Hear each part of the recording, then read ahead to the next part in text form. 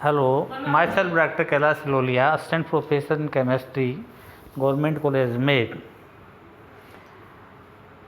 BSc part प्रथम के inorganic chemistry के आज हम एस ब्लॉक का अध्ययन करेंगे। एस ब्लॉक अध्ययन में हम एस ब्लॉक एलिमेंट में या एस ब्लॉक का दो भागों में डिवीज़न किया गया है, विभाजित किया गया है, जिसको NH1 या NH2 कहते हैं। NH1 को क्षार धातु अर्थात एल्कल मेटल व NH2 को क्षारीय मृदा धातु अर्थात एल्कली अर्थ मेटल कहते हैं। इनका नाम बेसिक रूप से इनके अकरेंस के आधार पर दिया गया, नेचर के आधार पर दिया गया।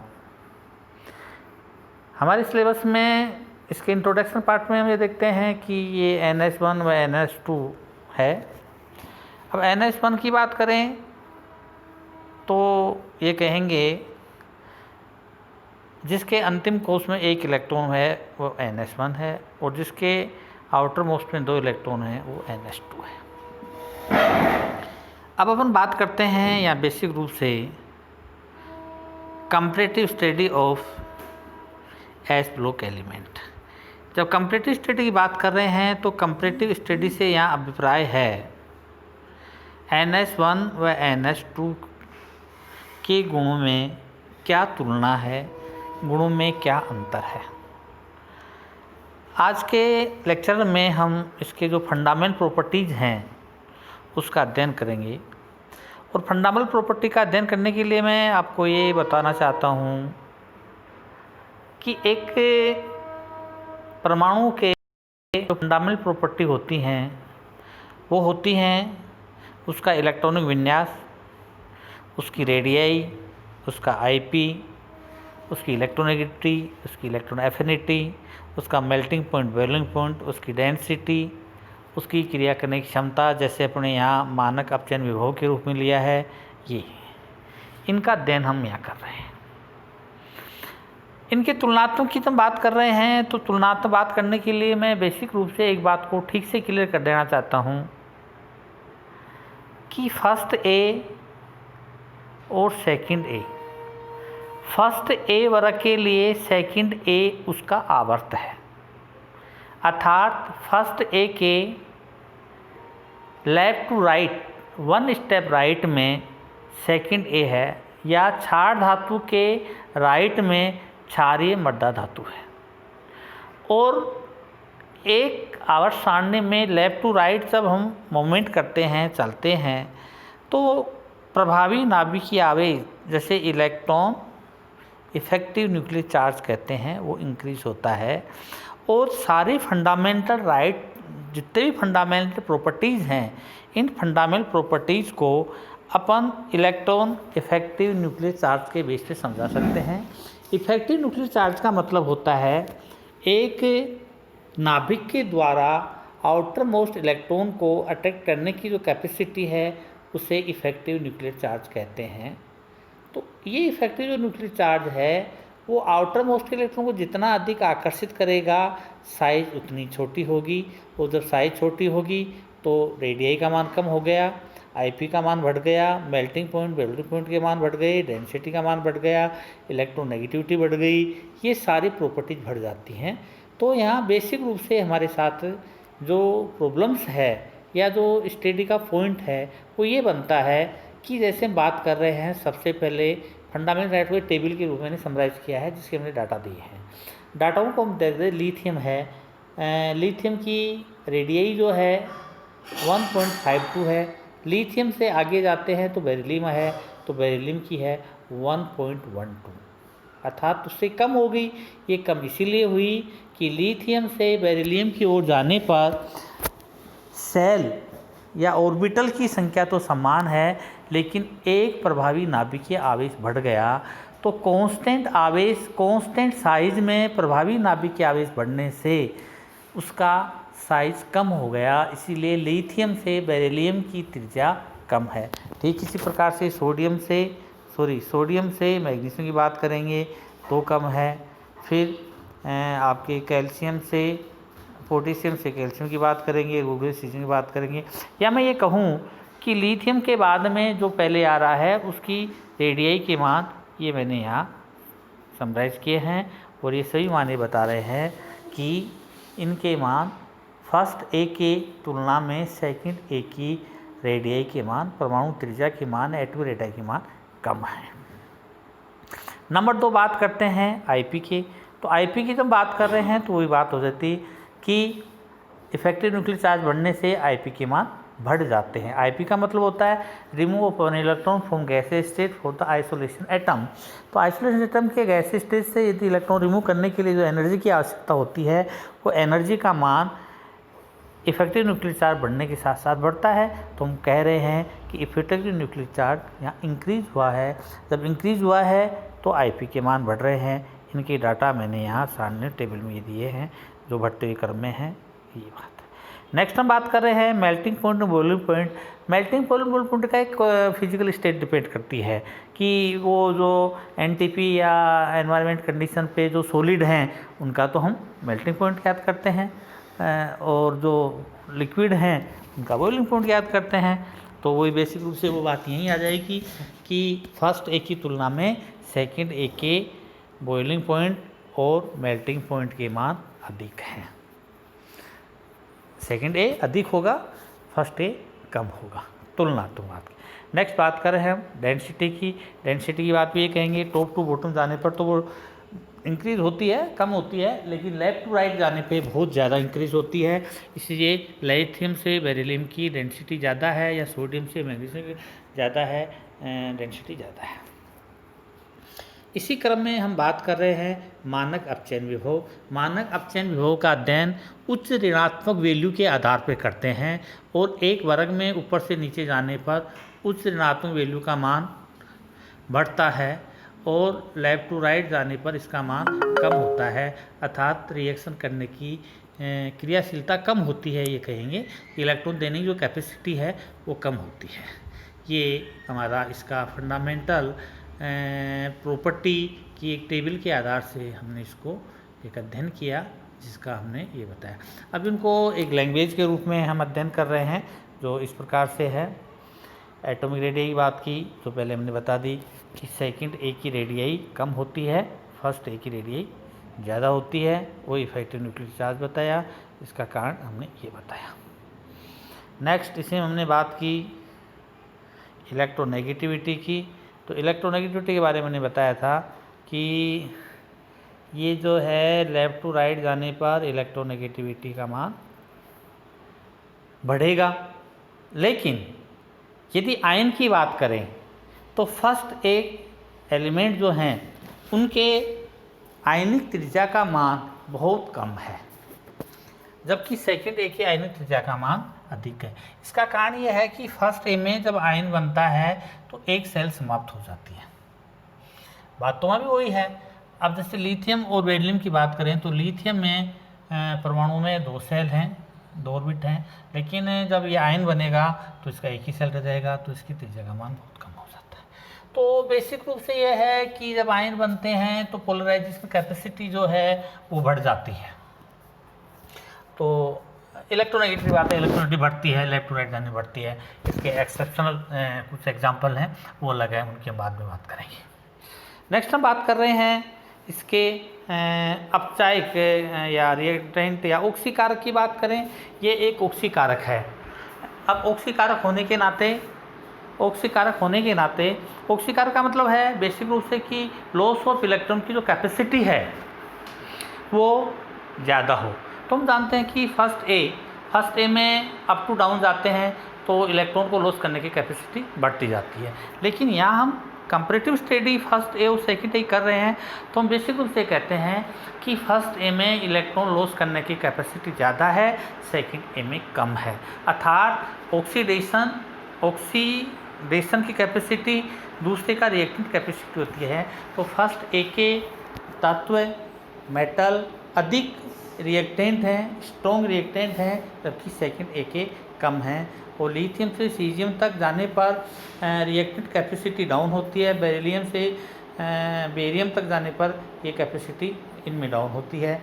और लेफ्ट टू राइट जैसे लिथियम की कैपेसिटी सबसे अधिक है, फिर लिथियम की इलेक्ट्रॉन लॉस करने की कैपेसिटी कम है, वो सीजियम की ज़्यादा है। इस प्रकार से इनके ऑक्सीडेशन या रिएक्टेंट प्रॉपर्टी का अध्ययन ये है। नेक्स्ट बात करते हैं इसकी कंडक्टिविटी।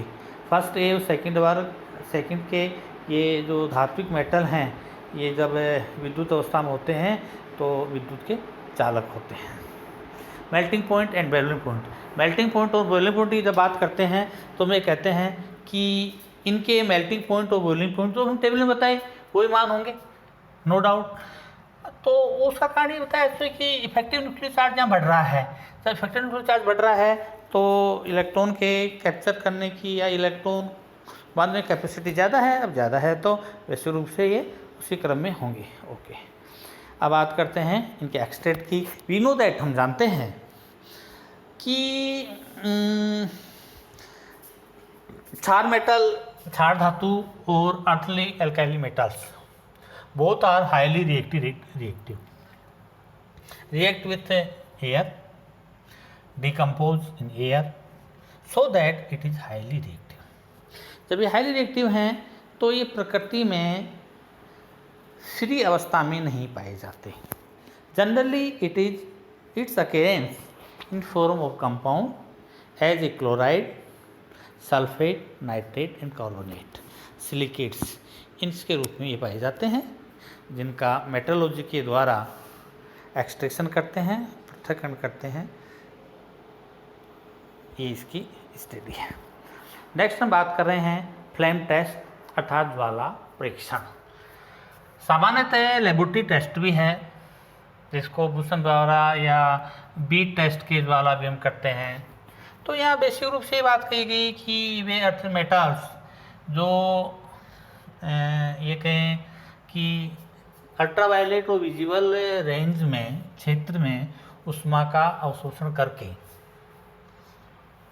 इलेक्ट्रॉन ग्राउंड स्टेट से एक्साइटेशन चला जाता है, और जब वो पुनः एक्साइटेड स्टेट से लो में आता है तो एनर्जी का लॉस करता है। एनर्जी का लॉस करता है तो जिस लैम्डा की एनर्जी का लॉस करता है वो उसी के अनुरूप कलर दिखाई देता है। अतः ये फ्लेम टेस्ट देते हैं, लेकिन बेरिलियम और मैग्नीशियम में इलेक्ट्रॉन स्ट्रॉन्गली बाउंडेड होते हैं, तो स्ट्रॉन्गली बाउंडेड होने से ये विजिबल और अल्ट्रावायलेट क्षेत्र में इलेक्ट्रॉन का ग्राउंड से एक्साइट स्टेट में नहीं जाते, इसीलिए फ्लेम टेस्ट नहीं देते। जबकि इससे नीचे जाने पर अन्य मेटल्स ये फ्लेम टेस्ट देते हैं। ऑक्सीडेशन स्टेट की बात करें या रिएक्टिविटी एंड ऑक्सीडेशन स्टेट की बात करें तो हम पहले कह चुके हैं ये बहुत ही रिएक्टिव होते हैं, अति क्रियाशील होते हैं, जिन्हें सामान्यतः वायु के संपर्क में से दूर करने के लिए एक्रिय पदार्थ जैसे सोडियम को हम केरोसिन तेल में रखते हैं, क्योंकि केरोसिन तेल में रखने से वो वायु से प्रोटेक्ट करता है।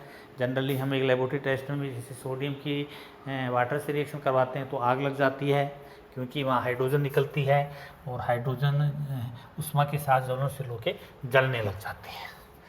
इस प्रकार से ये एक रिएक्टिविटी है इसकी। और इसकी ऑक्सीजन स्टेट की हम बात करें तो ऑक्सीजन स्टेट की हम बात करें तो वही बात कहते हैं इस पर कि ये जो है SN1+1 देते हैं, SN2 वाले +2 देते हैं, इनकी है tendency of solvation and tendency of complexation.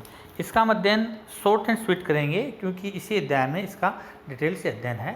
Short and sweet में हम ये कहेंगे कि इनकी धनायन यदि किसी सोलवेंट के ऋणायन के साथ जॉइंट होकर के मूवमेंट करें या सोल्यूबल हो जाएं तो उसे सोलवेंट टेंडेंसी कहते हैं। ये सोलवेंट के रूप में या जल लेते हैं तो जल योजन कहते हैं, अन्य कंपाउंड लेते हैं तो उसका कंपाउंड के नाम से उसका नाम देते हैं। अब हम बात कर रहे हैं कॉम्प्लेक्सेस की। कॉम्प्लेक्सेशन की प्रॉपर्टी या प्रवृत्ति या टेंडेंसियाँ कम पाई जाती है, क्योंकि कॉम्प्लेक्स बनाने के लिए जो कंडीशन है वो ये है कि वैकेंट ऑर्बिटल होनी चाहिए, साइज छोटी होनी चाहिए। तो हम पहले कह चुके हैं इसकी साइज सबसे बड़ी होती है अपने पीरियड्स में, तो इनमें कॉम्प्लेक्स की प्रवृत्ति सामान्यतः कम है लेकिन कम है। वैसे लिथियम के कॉम्प्लेक्स हैं, लिथियम H2 के साथ कॉम्प्लेक्स है, बेरिलियम के कॉम्प्लेक्स हैं, ऑक्सीलेट के साथ में हैं, कैल्शियम के बायो सिस्टम में है, मैग्नीशियम क्लोरोफिल पाया जाता है। इस प्रकार से इसके बहुत सारे हैं, लेकिन रेयर थे, ये कम पाए जाते हैं। ये इसके समान। दूसरी बात की है एनालोगस बिहेव या प्रथम वर्ग व द्वितीय वर्ग के सदस्यों में गुणों में असमानता। असमानता जब बात की गई तो यहाँ सबसे पहले लिथियम का एग्जाम्पल लेते हैं कि लिथियम जो है अपने वर्ग के तत्वों से समानता न रख करके सेकंड ए के तत्वों से समानता रखता है। इसका क्या कारण है? इसका कारण जनरली अपन ने इंट्रोडक्शन में पढ़ लिया और ये पढ़ा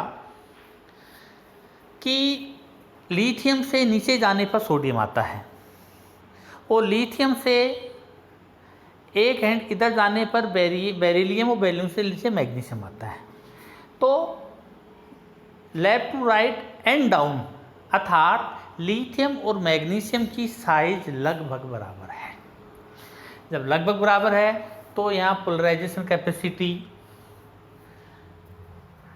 या आयनिक कंपाउंड बनाने की प्रवृत्ति ये बढ़ गई। तो इसको यहाँ एक्सप्लेन किया है डाइगोनल रिलेशनशिप से कि मैग्नीशियम और एल्यूमिनियम में एक संबंध है जो अपने वर्ग के सदस्यों के साथ न होकर के दूसरे वर्ग के साथ में है। इसे विकर्ण संबंध कहते हैं, डाइगोनल रिलेशनशिप कहते हैं। इसका अध्ययन हम करेंगे। लिथियम और मैग्नीशियम का अध्ययन बताया है, जिसकी अलग अलग रिएक्शन है, जिसको रिएक्शन के बतौर भी बताया है कि लिथियम जो है लिथियम नाइट्राइड बनाता है, मैग्नीशियम नाइट्राइड बनाता है। मैग्नीशियम का कार्बोनेट गर्म करने पर MgO देता है, जबकि लिथियम का कार्बोनेट गर्म करने पर LiO देता है।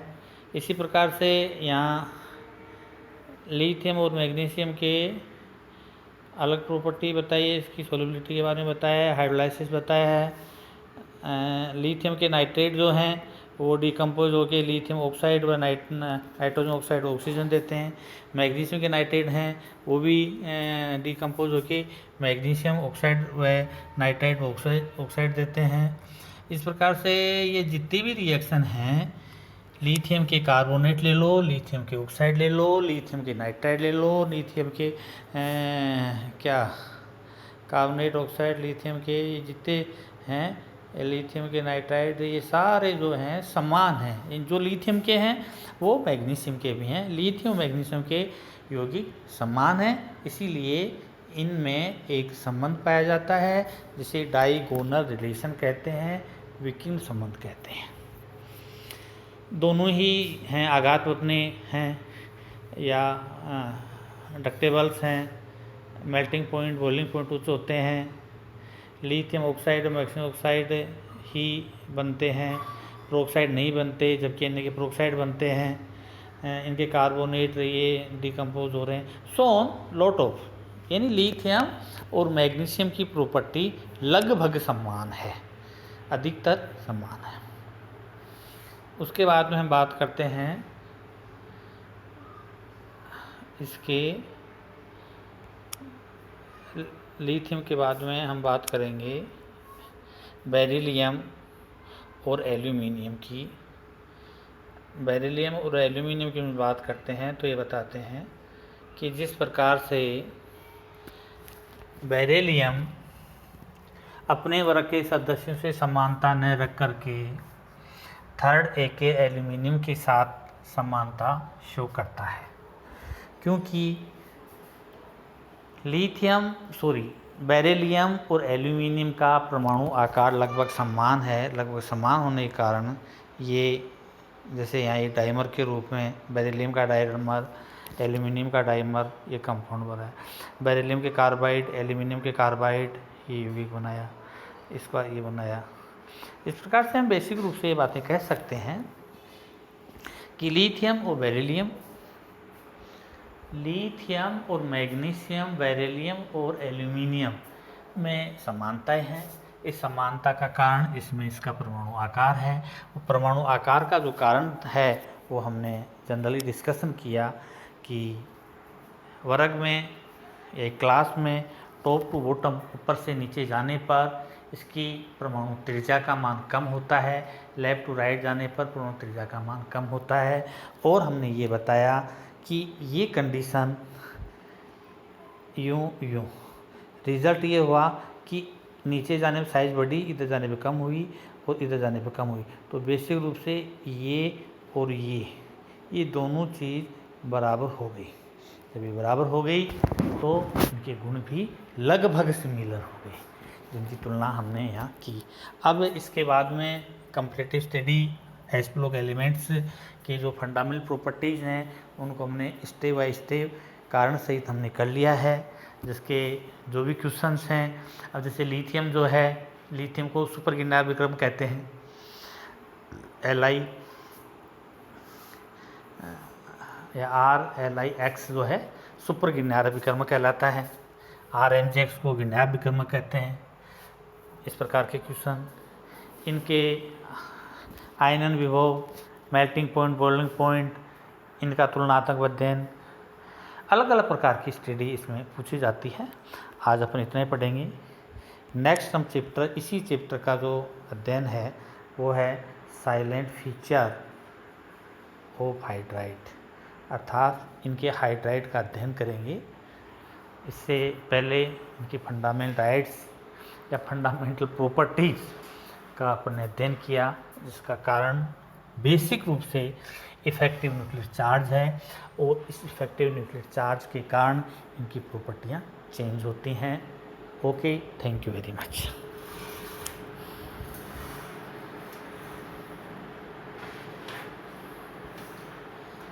हाँ भाई, देखते हैं, अभी बताते हैं। थोड़ा नहीं, जब बैठता है ना तो नहीं बैठता है ना।